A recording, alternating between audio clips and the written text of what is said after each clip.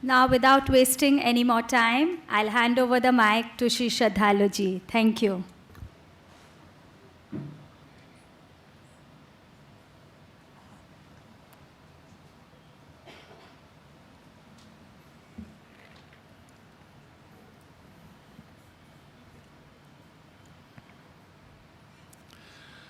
Our theme today is about money, how it works and why it doesn't. A topical theme because we live in an age where everything is valued in terms of its price. There were equally cyclic other ages in which things were valued for knowledge, or people were valued for heroism, courage, or chivalry, or even people were valued because of skillful mastery of their craft. But these ages change, and we are at a time when it's the age of finance. And yet, every age has an end. And in many ways, we can say we are reaching the end of the financial cycle. And very soon, and already the first signs are seen, the age shifts to valuing other things. And there's a reason for that. Because the epitome of the financial age, when all is valued by money alone, is the sign that it is the end. The end of the money cycle is when the money value is exaggerated to its most. As they say, night is darkest before dawn, but the same principle applies in other fields. And I want to share with you a deeper perspective of the working of money power, so that we understand what it is that we are dealing with, whether in the present condition of its exaggeration or in its right condition and right use, which should always remain with us. To elucidate certain principles, I'll begin with a story. A hypothetical story, piece of fiction. Imagine that Bill Gates comes on a visit to the Andaman and Nicobar Islands. As he lands there, there is a small tremor of an earthquake. The satellite link is cut off, and when he goes to pay his hotel bills, he discovers that his credit card does not work. At that point, the hotel keeper says, "Sir, you have to pay." And Bill Gates finds he is unable to pay. I ask you this question now: what has happened to this almost richest man in the world? Where is his wealth at that time? You'll say, well, the money is still there in the banks, but the connection to the money has been cut off. Let's take the story a little further. Around the same time, the newly released version of Windows crashes. And all the banks which held his money find their computers with zero. And although the link is re-established through the satellites, his account, when he swipes his card, his account shows zero. What has happened to this richest man? Where did his wealth go? You may say, well, it was just a question of zeros and ones inside a computer, but he still owns his empire. And so he can pay by credit. He can say, I will go back and send you in some form some wealth. But let's consider a hypothetical scene where the hotel keeper says, you must leave. Bill Gates goes hiking deep into the forest, and at that point comes on the way to a panwala shop and says, on the edge of the forest, not yet gone in, and says, can I have some water? He pulls out his credit card The panwala says, that's a piece of plastic. Give me real money, hard cash. Bill Gates pulls out a 10 rupee note, gets his water. But as he goes deeper into the forest, he comes to a point where there is no panwala shop, there are no roads, and he's surrounded by one of the old indigenous tribes. And he asks to meet the chief of the tribe. The chief, in their discussion, asks for something to be paid, and Bill Gates pulls out his 100 rupee note, and the chief says, that's a piece of paper. I only take hard cash. So Bill Gates asks, what is hard cash? The chief digs into his bag and pulls out 100 seashells. That's hard cash, he says. That's the value system for money. Bill Gates says, I'm sorry, I have nothing. The rich man suddenly is the poorest and he has no access to any wealth. But our story goes a little further. In vain, he tries to give different objects, it doesn't work. Finally, he gives up and tells the chief, you are a great chief of this tribe. I come to you as a guest and I ask for your refuge. The chief says, by the most ancient traditions of India, I accept you as an aspect of God, and here you will be given all the luxuries that we can offer you. And Bill is lavished with all the luxuries. At that point, he has the most caring, loving people surrounding him, giving him the best of objects, and he has to pay nothing. At this point, isn't he the world's richest man truly? The story has many different elements, and they are all meant to highlight the fact that money itself is not real wealth.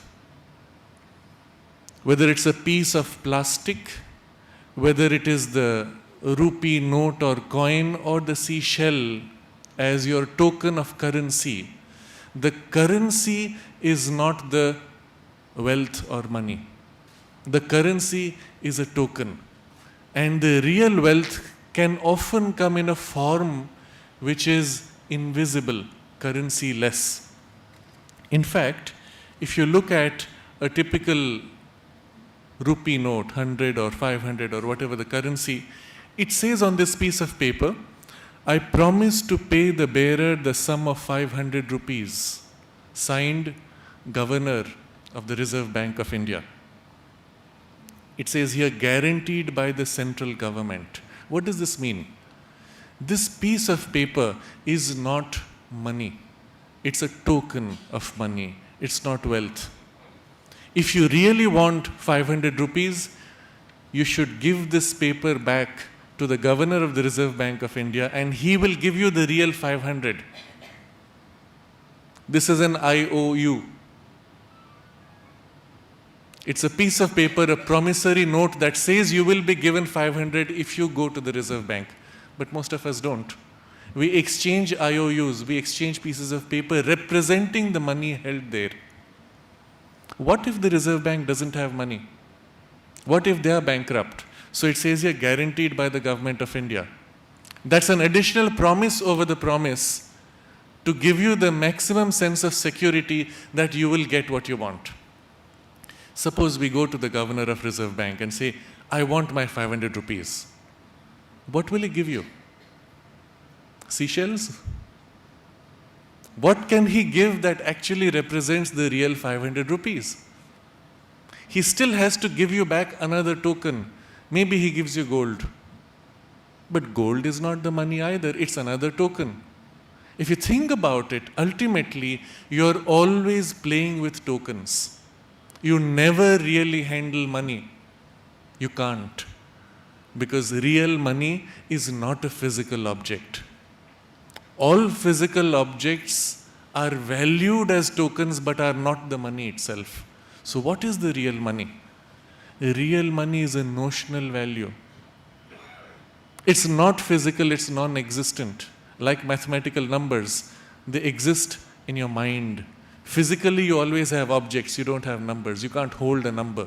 You can hold a number of objects, but they're objects, not the number. And it's the same with money. Here we come to the beginning of our deeper understanding of wealth. Sri Aurobindo points out that money in its origin is a divine power. In its expression, it is a vital power, a power of the pranic life energy, and operates on that level.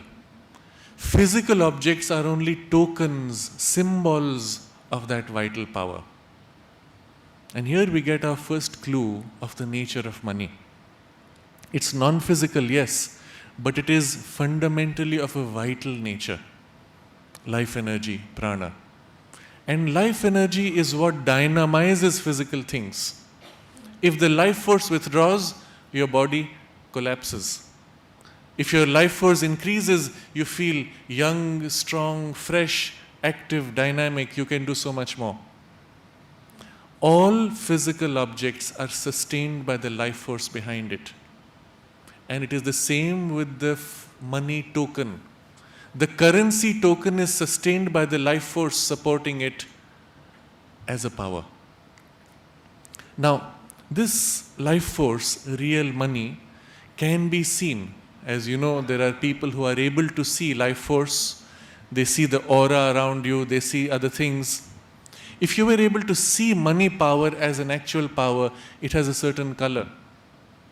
Goldenish red, golden reddish in tint, and it can flow. It can flow from one place to another like life energy. When somebody heals you with pranic healing, Reiki, or any of the other methods, he's transferring life force from himself into you. That's what boosts your life energy and your body heals itself. So just as life force can transfer from one body to another, the life force can accumulate in a place. When you go near the beach, on the top of the mountain, you feel fresh and rejuvenated because there's more life force there. In the same way, money power also flows, and it can flow from one location to another. It can flow from one person to another. Just as a location can hold it, a person can hold it. And if a person holds money power, then its tokens, that is the currency notes, gold, and other symbols of money power, automatically are attracted to the person. Now you can see how the material processes of wealth reflect the vital life force that money power represents. If you can bring in that power, the material processes follow. If that power withdraws, the material processes also fritter away. There's a saying in the business community that the first generation works hard to build the financial empire. The second generation enjoys it. The third generation wastes it. And you have seen this, maybe you're seeing a lot of example of this around, but there's a truth to it. And the truth is that unless you develop in yourself the capacity to hold this power, it fades from you. The fact that you have money in the bank account does not mean it will stay with you. If the power withdraws, the physical tokens will withdraw. And it is those who built it at first who had that power to pull money and to hold it. Those who didn't have it, they fritter it away. Inevitably, even if they try not to, it will fade away. Now there are examples of people you would have known who make very little effort and they seem to attract all kinds of opportunities of wealth. There are others who try so hard. They try to take every opportunity in every way possible, and yet they somehow can't hold it. It does not come to them. And then there's another type. They seem to get a lot of wealth coming in, but it goes out as quickly as it comes. They can't keep it. There's an interesting anecdote of a person On seeing whose horoscope, the astrologer said, "Oh, this man, he will handle lots of money." So the parents were very happy, and soon when the person took to his responsibilities, he became a bank cash teller. He was handling lots of money, but he never owned it. And you see here a representation of this truth, that if you cannot contain the money power, it can flow through you, but it's through you and leaves no imprint on you. The power itself of wealth can be sensed. There are people whose presence seems to carry that glow of money. And there are those who seem to carry the inversion of that, which I may call only as the lack of it, as if an aura of poverty. And it's a fact. Such a person entering that space or taking that responsibility, money power goes away. Therefore, there is in our Indian tradition a special value given to those who have the capacity to hold money power. And we see not only money power as a vital energy, but we see behind it the divine source from which that vital energy comes. Being essentially of the grade of energy, it is also conscious, just as life force is a grade of consciousness. Perhaps not an elevated grade, but nevertheless a conscious power. And therefore, money power as a vital force also is conscious. But in its source, in its divine origin, it is superconscious. To that superconscious source, we give a name and a form because she is conscious. In the traditions, we normally refer to her as Lakshmi. But why do we call her she and not he? Again, it is a deep occult truth that in the symbolism of the divine consciousness, the consciousness that presides is described always in the masculine gender. The consciousness that is dynamized and manifests, we describe with the feminine gender, he and she. But we also understand that it is always the same consciousness. When it leans back in its vast base of support, as a witness and support and enjoyer, it is he. When he pours out in the dynamic action of creation and flow, he is she. But it is the same consciousness. So always Lakshmi accompanies Vishnu. It is his power of action, of dynamization. It is she standing back in support that is Vishnu. No significant distinction except in its operative aspect. But this Lakshmi as a superconscious power can be invoked, can be called, because as a conscious power she responds. And when she is called, she comes, but she does not stay unless she feels comfortable. So there are conditions that please her and conditions which repel her. Generally speaking, any circumstance of beauty, harmony, order are comfortable to her and attract her. Circumstances of ugliness, chaos, and disorder repel her and she goes away. Often, if you observe the environment in which people work, you get a sense, will the money power stay or will she be repelled? I can assure you, if you are repelled, certainly Lakshmi won't stay. To create the right kind of circumstance of beauty, harmony, and order, not only materially, even more important, psychologically.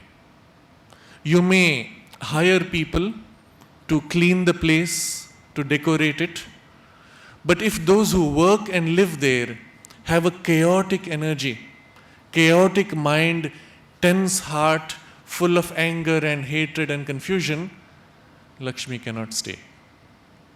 because the psychological environment is even more real than the physical. She manifesting through the psychological vital energy and being herself a spiritual energy.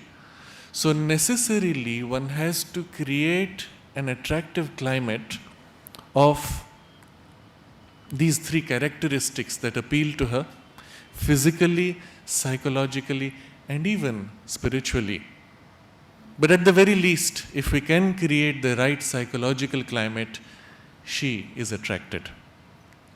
There are naturally people who by temperament tend to have an affinity with this force. I remember long ago, there was a couple from the business community, very senior, aged. They used to come to visit my teacher, my spiritual preceptor, MP Pandit. And after meeting him, after they left, once he commented, "You see the lady, she's the one who holds the money power." The man was doing the business. The lady was a homemaker. She was looking after the children, the house, the family. But he said, she's the one who holds the money power. And it was interesting to see over the years, after she passed away, the family fell into misfortune financially. There was nobody else in that family who had the capacity to hold that power. But as a person who held that power, nobody was conscious of the crucial role that she played. Perhaps she herself may not have known, at least superficially, though deep inside she may have sensed it. It is a natural affinity that many women have more easily than men to this power of wealth. And that is why traditionally we speak of the Lakshmi of the house. The woman of the house is respected as an embodiment of that Lakshmi power.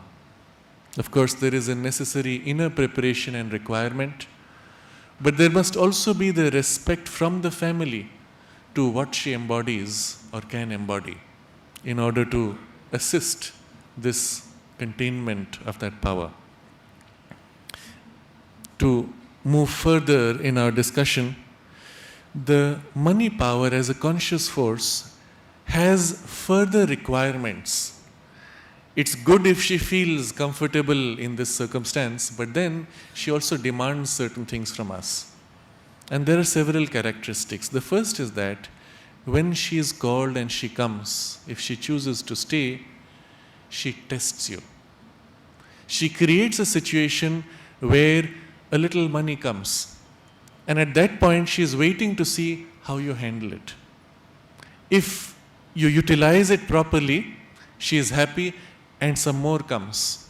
And again she watches. And if you utilize it properly, some more comes. And it keeps growing in cyclic rhythms until either you cannot contain it and she stops there, or it goes on growing until it acquires other forms and she is happy and stays. What is the right use? And there are many ways of describing it. The right use of money involves its utilization for the largest benefit, to put it most generally. It can include that you use it for yourself, for your comfort, for your home, for your enjoyment, for others' enjoyment. All of these are acceptable. It's not a question of morality. Very often we think a right use of money is when I give it away for the benefit of X, Y. When I don't use it for myself. That's not necessarily the right use. The right use is when it is put into use that it grows to the maximum benefit of all. Now the all may even be limited to your family, but still it must benefit all. When it is so used, it thrives and it increases. And you see here the symbol traditionally, this thriving movement we associate with certain grains of rice or wheat, where a single grain planted blooms and bursts out into hundreds of grains. That's the movement of growth of money power that she enjoys. Second, she, like any other power of the life force, grows by flowing. If you hold the money, lock it up in a box, then she withers. If you channel the money in flow, it grows. And this is the reason why you will find that those who hoard money very quickly lose and fall into poverty. Whereas those who apply it, utilize it, invest it, whatever word we use, so that it circulates, tend always to receive more. So we understand this principle, the flow goes out and comes back, and goes out and comes back. And this brings us to another principle, that money naturally grows in rhythms and two phases, the flowing out and the returning. And the psychological attitude for each is different.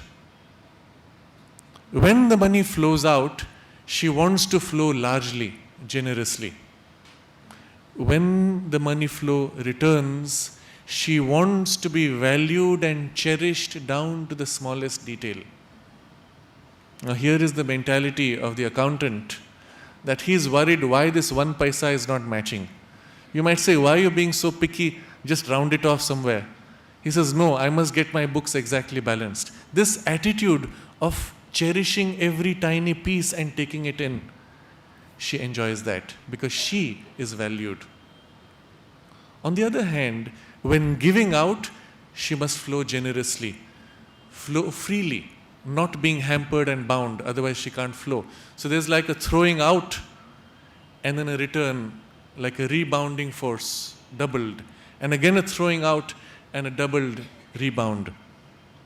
But if you apply it the other way, if while throwing out you become penny wise, then it sticks and does not build the momentum of the flow. If in receiving you become generous and say it doesn't matter if it doesn't come back, then again you lose the rhythm. So you see how it's a double attitude, generosity and stinginess, but in the right rhythm, in the right context. If you're stingy in both, it doesn't grow. If you're generous in both, it doesn't grow. So it requires a kind of a psychological training and a particular relation with the money power that allows you to flow with her, play with her. And this brings us to, perhaps I can give an analogy here. The need for flowing out and in is very similar like the life force when we breathe. You have to breathe out and you have to breathe in. If you hold your breath, you suffocate. If you blow out and hold your breath, you still suffocate. You have to go through the cycle. This brings us to one more aspect of this power. She wants to be cherished. She wants to be enjoyed. And here we come to a crucial problem, particularly in the present context. Unfortunately, over the years, we have learned to associate money power with guilt. I have seen many businessmen, having made their fortunes, they may still comment, one day I want to be free of all these attachments. I don't want to have anything to do with money. Money is not good. I am polluted. And that's a false understanding. Money is not a negative power. Money is not a polluting power. Money, remember, in its origin is a divine force and must be cherished as a divine power. The reason why India fell into poverty during colonial rule, in its extreme, but it had already started before that. The reason why India fell into poverty is because somewhere along the way, we rejected money as unspiritual. We rejected power as unspiritual. But both of these are distortions. Power corrupts, they say. Yes, surely. But even knowledge can corrupt, even skill can corrupt. Anything in excess beyond your capacity to hold Patrata, we say. If you do not have the right competence, it can corrupt, surely. Why only blame money or power? Surely these also can corrupt when wrongly used. So the correction for us should be right use, not wrong use, not rejection of money. But during a certain phase, which we may call the ascetic phase of Indian spirituality, we labeled money and power as undivine. And we must contrast it with the earlier phase of values in India, where we cherished money as one of 4 aspects of the divine manifestation.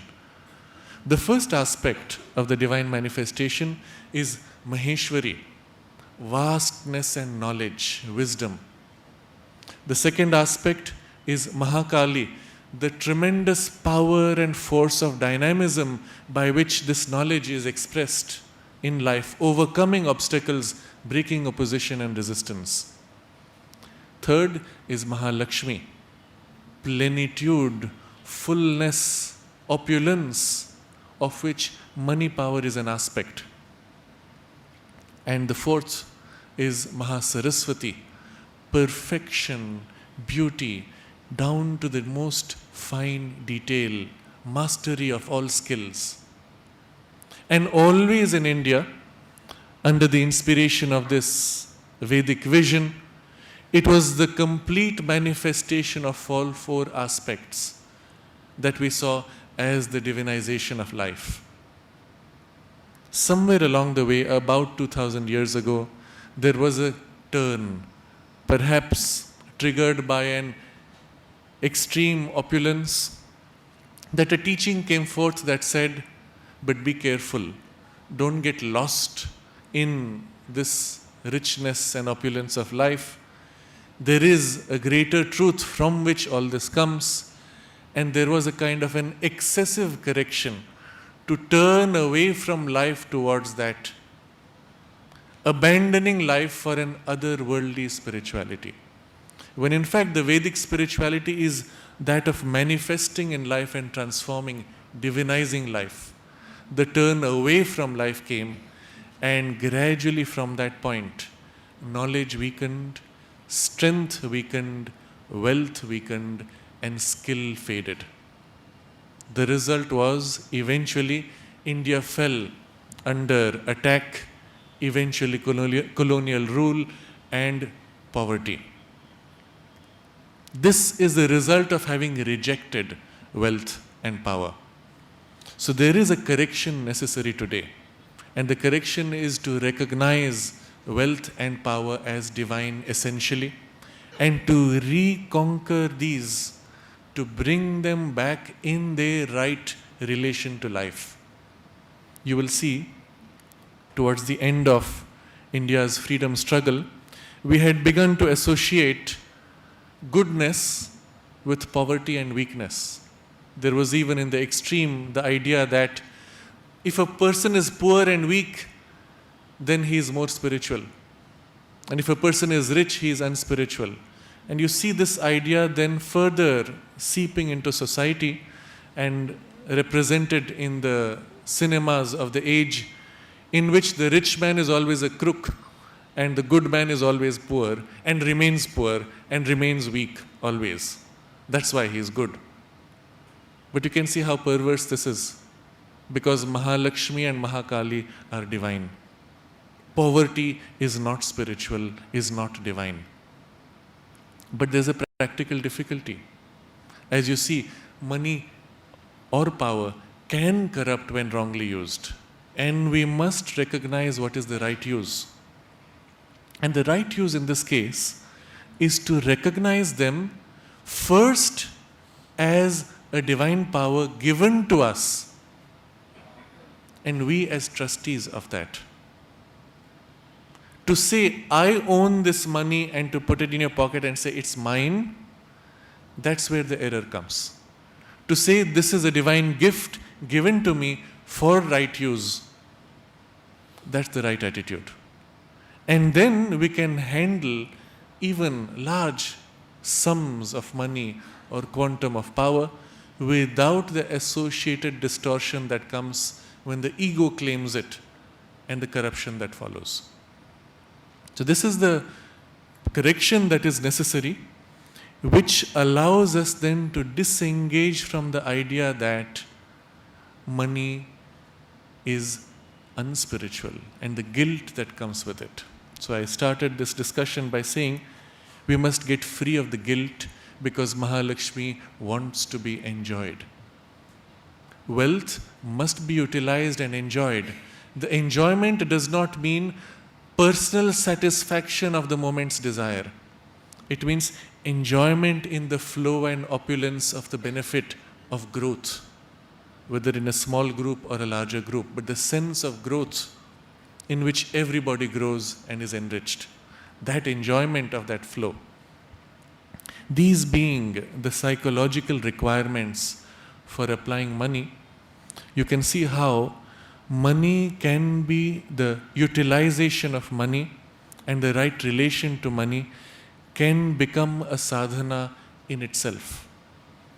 And there are those of you who will find yourself in circumstances, in families where the use of money, the application of money is preeminent. You may not always be handling the actual physical currency, but you can still participate in the creation of wealth as somebody who embodies that power and relates to her rightly. Even if you are a homemaker, or if you are a businesswoman, or whatever the form of your activity, this key role can still be yours to play. And if it does not matter whether it is recognized by others or not, the benefit of that opulence spreads around all. We are entering a certain phase of human evolution in which certain characteristics associated with the divine Shakti are acquiring greater prominence in human life.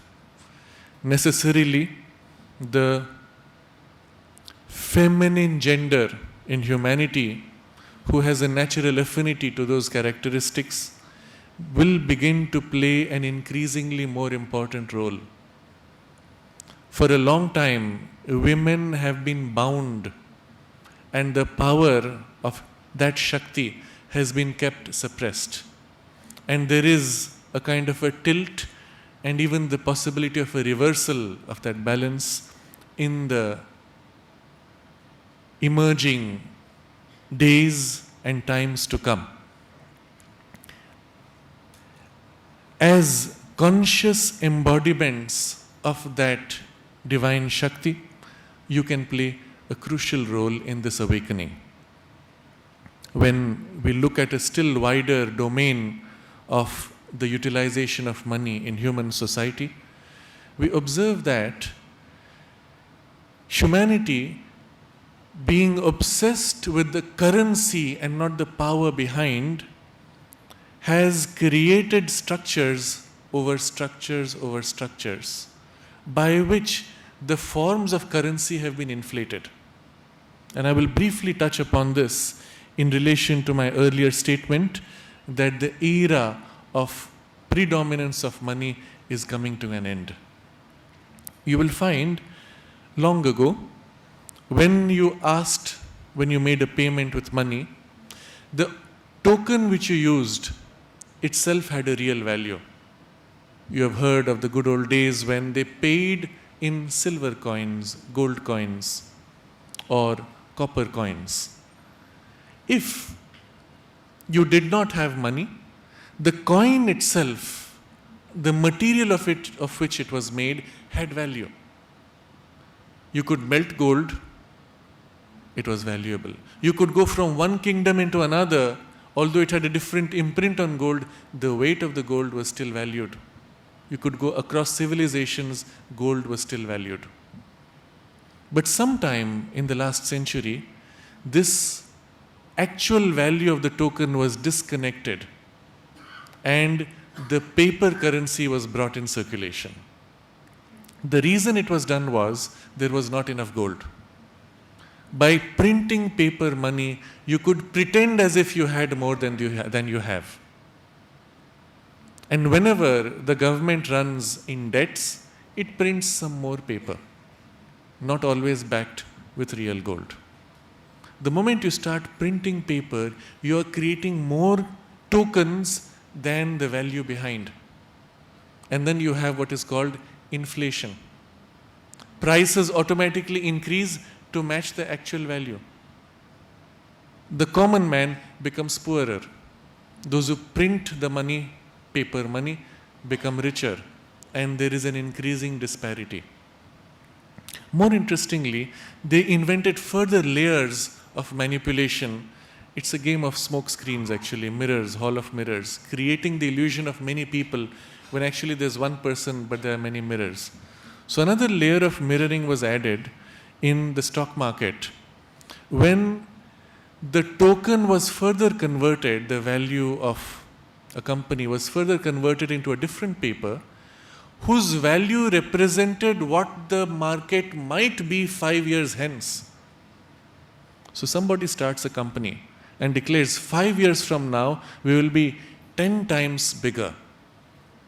So the value of the paper becomes 10 times larger in anticipation of what will happen 5 years hence.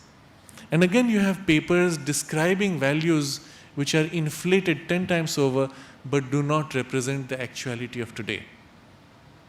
Then those papers were packaged and sold in further bundlings, and a whole chain created of layers upon layers until today in the hyperinflated market, for example, if you buy shares in a company, the share is already 10 times overvalued from what the company is, and you might have to wait 5 to 6 years before that value catches up with what you've already paid.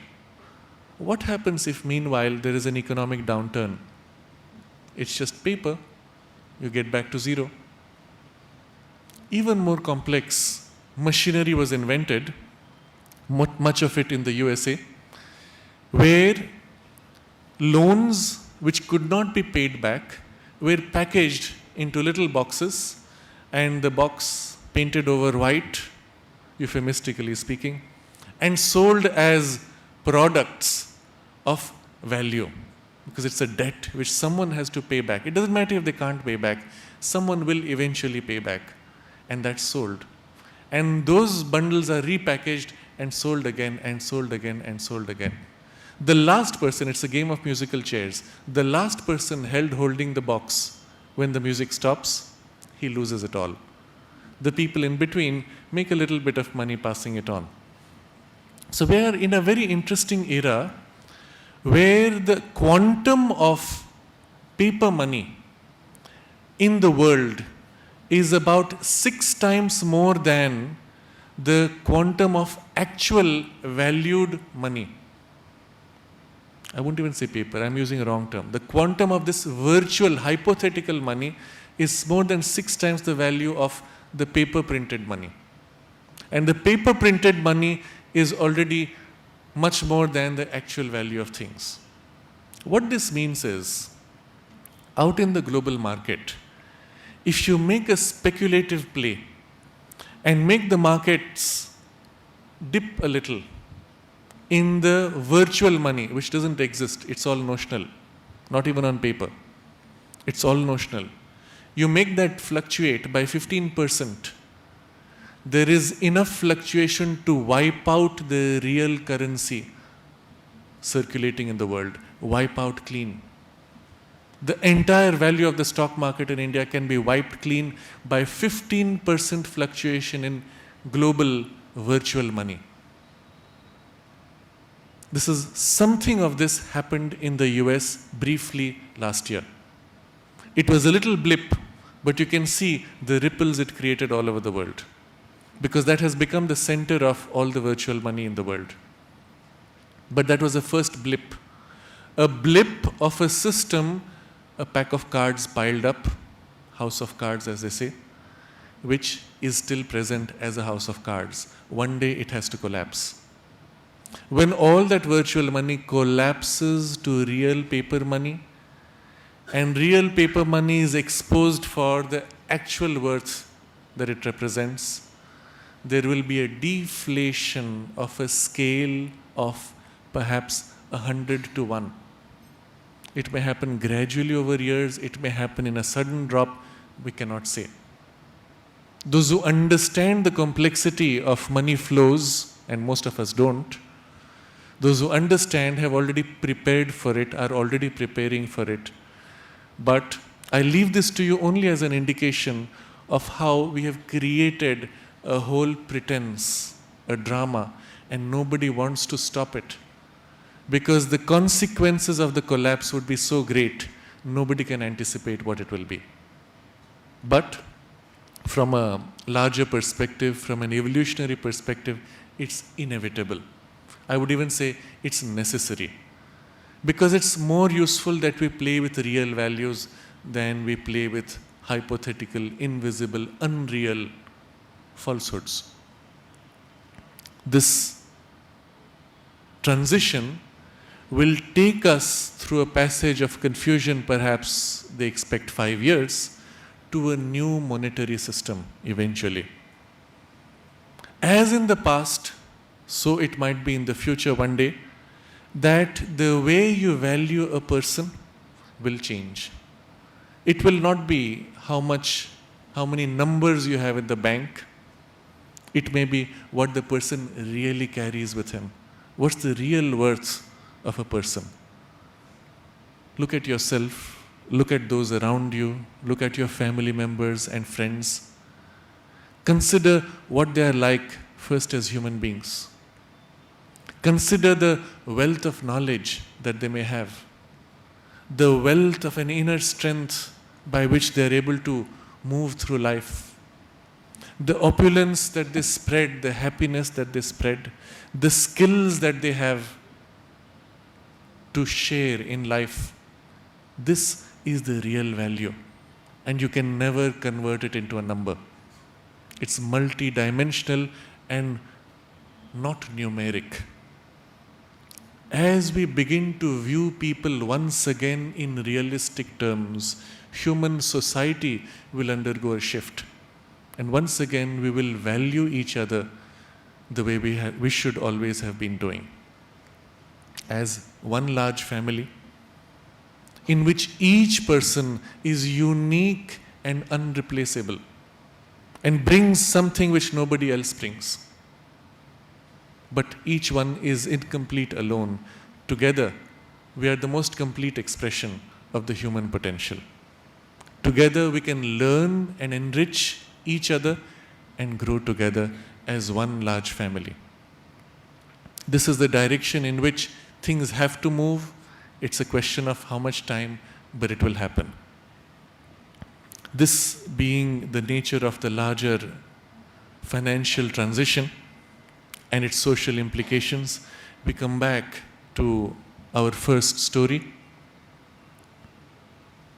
The value of money and the ability to contain and hold it, to invoke it, to view money power first as a divine power and to flow with it in right relation, and to enjoy that flow and to share that flow in a larger opulence. This is something each one of us can do in our lives in detail. Some of us spend time every day in conscious prayer, and there are different relationships one can have with the divine to whom we pray. And one of the relationships is to give oneself to the divine in a conscious surrender, but also to ask the divine to fill us with the knowledge, with the strength, with the wealth and the skill that we have to manifest in the world on His behalf, manifesting that divinity, to help us to grow in the fullness that we can be in all four sides of our complete expression. And we can consciously ask for that. Because in fact, in our essence, each one of us, as a divine presence, as a divine soul, as a part of the one divine, is meant to manifest fully that fullness of that divine consciousness. we can ask for that and consciously let our life be full of that and spread that vibration in all those with whom we interact, in all activities that we share with others. With this broad picture, I will pause and invite your questions. We have about 5 minutes. Now, you may invest in paper. There are bonds. You put it in the government bond, it stays locked up in government coffers. They print a little extra paper to pay you back. It has not created growth. If you invest in the secondary market, the investment is not helping the company to grow and do more work. It's just a trading process in the musical chairs. Somebody loses money while another makes money. It's not growth. But when you invest in a way that will lead to growth, that's when it is useful. And that's what we call the primary market, where a starting entity uses the funds to develop its resources. In contrast, the secondary market is speculation, it's gambling. Somebody loses so that another may win, and nobody gains in the final count. But the investment which leads to actual growth and development of resources, that is worthwhile as an investment. That will always remain even in the future as a frame of working.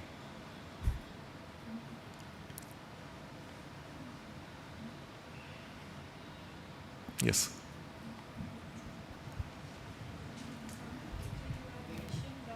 And there's a mic. Somewhere in the lecture we had mentioned that when money naturally grows in rhythms, flowing out and returning.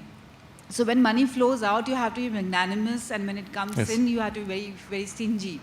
So could you just give an example? Like what I could get is that when supposing you're handling, like, the auto wala takes 10 rupees, so you'll be stingy and getting the 1 rupee back. But when you're giving gifts, you have to be more, can you just explain it a little bit more? When you are spending to invest, let's look at that first. Suppose you are an entrepreneur. You're putting together a certain framework, and perhaps spending a little more gets you an equipment that is superior. But you say, no, I'm going to be stingy here, I'm going to save a few rupees, and in the long run, it leads to other problems. But when you're spending to buy, a similar process may exist, but you have to keep the balance of it. You can buy furniture that is functional. You can spend a little more and buy furniture that is beautiful. Now, depending on your value system, you may say, for me, beauty is important. And although you're spending a little more, what you are left with is an environment that you can come to and feel the beauty of that space, which actually helps the not only money, power, opulence of all aspects of life to grow. So that's it's a question of balance. You can, of course, spend 10 times more and get something which is nouveau, but quite ugly. Unfortunately, things which are fashionable are not always beautiful. So that's why the final decision will come from a certain feel, a sensitiveness in your heart, where you feel, yes, this is worth it.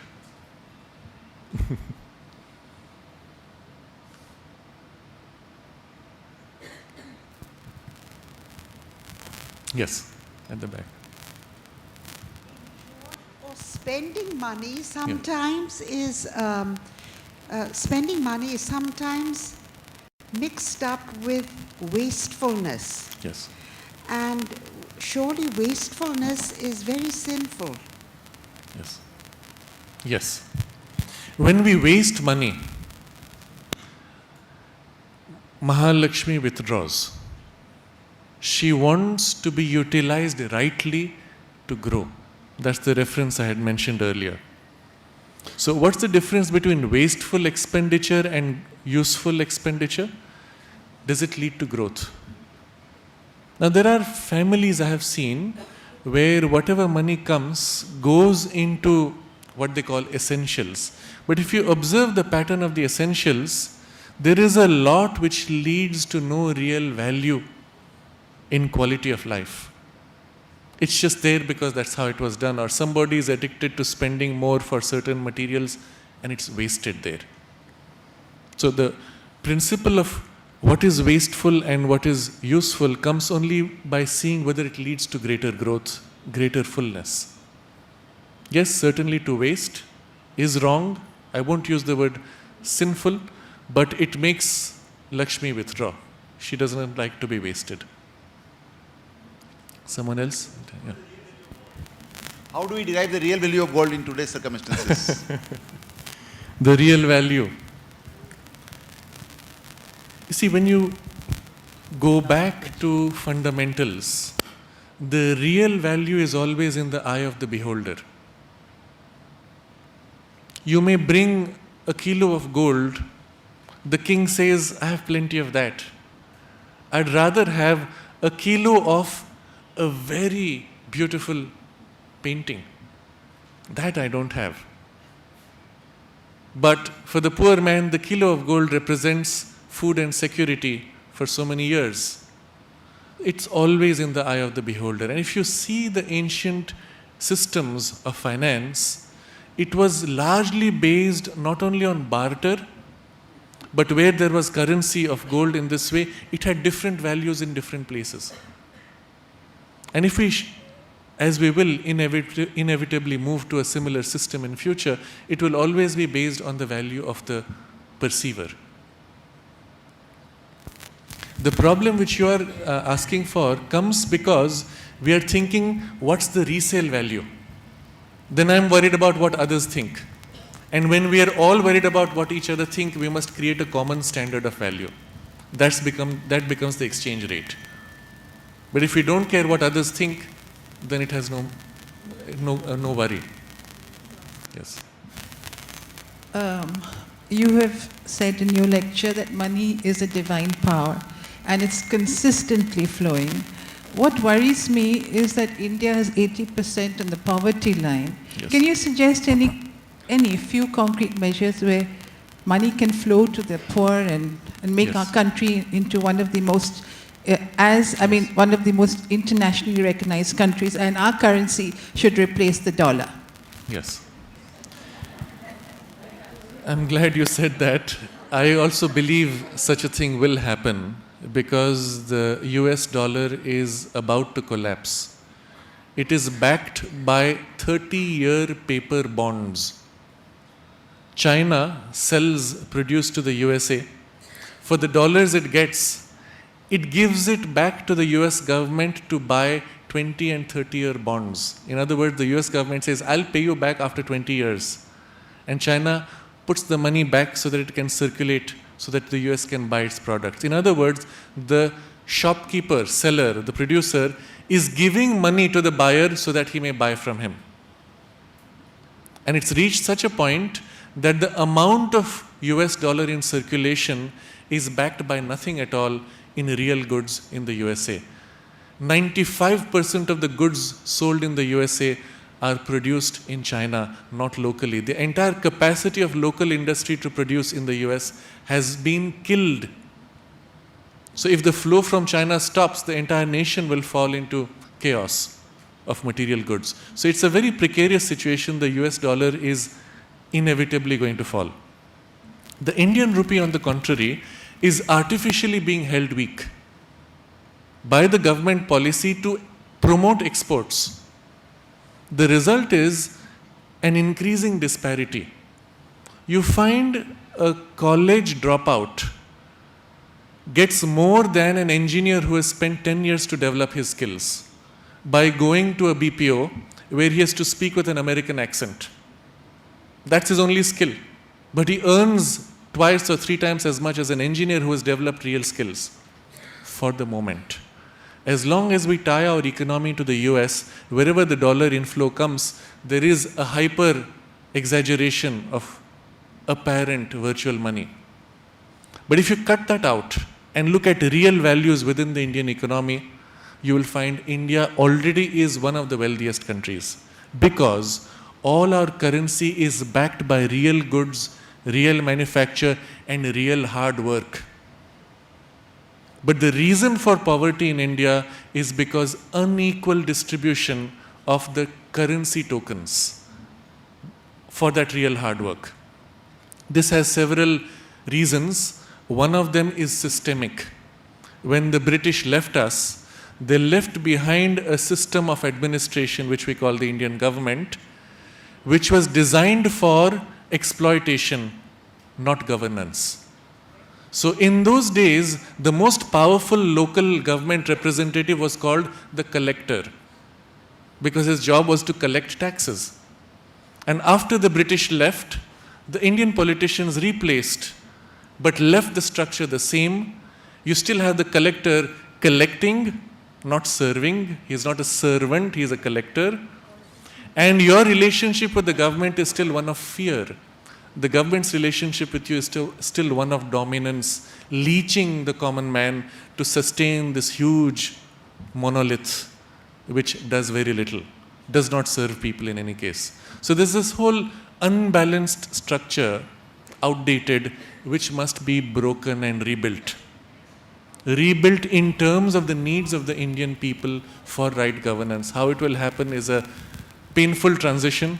Even our constitution is similarly, peculiarly made. It has had many crises, needs to be reformed in terms of our need. The whole political system is out of date for our needs. But that's a bigger question. I won't go into that more.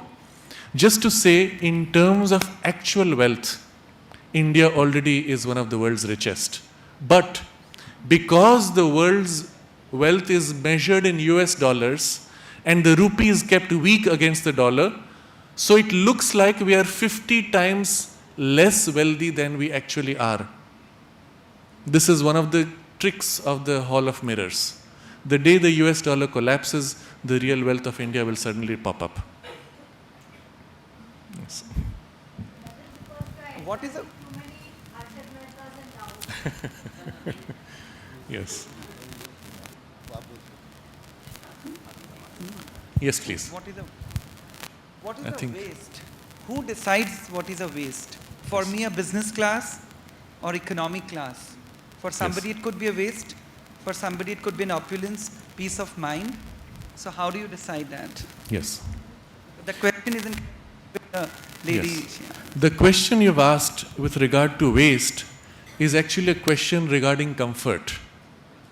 Is paying for your comfort a wasteful exercise or not? And that depends on the person and the circumstance. You cannot give a general answer. There are situations in which the travel in comfort is more important. If you come on the other side tired, the work you have to do will not be done. There are other situations when perhaps you can put up with certain types of discomfort because you will save on petrol or other things. But the principle I would put is this way. Suffering and ugliness are both undivine. If you can afford it, to make it more comfortable, to make it more beautiful, is always better. If you can afford it. When you cannot, it's possible to make it as comfortable or as beautiful as possible without spending much. It just needs attention. I give you a reference here. Which are the spaces in the country that we consider the most sacred? Your temples, churches, mosques, whatever. Why is it that very often these are also the filthiest? And I leave you this question to introspect. Why is it that the temples are often the filthiest? Although you respect the deity, you don't value the environment around because we have made ourselves insensitive to beauty. And to make a place beautiful takes very little effort. It only takes attention, a little effort, a sensitivity. The moment you're sensitive, you cannot put up with ugliness. Doesn't need money, takes a little work. You go to a gurdwara, it's always clean, spick and span. There is a commitment to making it clean and beautiful. Cleanliness alone is not enough. You must bring in beauty. That's when Mahalaxmi is attracted. And I'll put it this way. In many places in India, poverty is still rampant because the circumstance of beauty, harmony, order have not been taken care of. I'll leave you with an incident which took place actually near Pondicherry. After the tsunami, there was large-scale destruction. Some of my colleagues had gone out to try to help the fishermen who had been hit. They went with packages to give to them, food, clothing. They came to a certain village. All the fishermen were sitting out of their houses, playing cards and smoking. So they went into the houses of the fishermen, found it full of filth from the tsunami, the dirt that had been washed in. And this was 2 weeks after the event. For 2 weeks they had allowed the dirt to remain. They were happy to sit playing cards and smoke. Didn't feel it uncomfortable to see that dirt, didn't clean it, did not try to make it beautiful. As long as we stick to this kind of an insensitivity and accept ugliness, Mahalaxmi does not come into that space. Yes, earlier I said there are limitations to the system, but psychologically this is the greater limitation. Wealth will not come where there is ugliness. This is a correction we have to make in the collective consciousness all over India, all over the world, but this is our domain of responsibility. As people become sensitive to beauty and harmony and create that space, the wealth will come. India has for more than 5,000 years been one of the wealthiest civilizations in the whole world. The poverty we see is only of the last 200 years. And she is destined to become wealthy again because that has been the aspiration of this civilization, for a comprehensive divinization of life. So here we are looking at the deeper psycho-spiritual principles behind the growth and increase of wealth. Understanding it and practicing it in our own lives, we can assist this to spread all over the country and make India once again splendorous, opulent, and wealthy in every way. Namaste.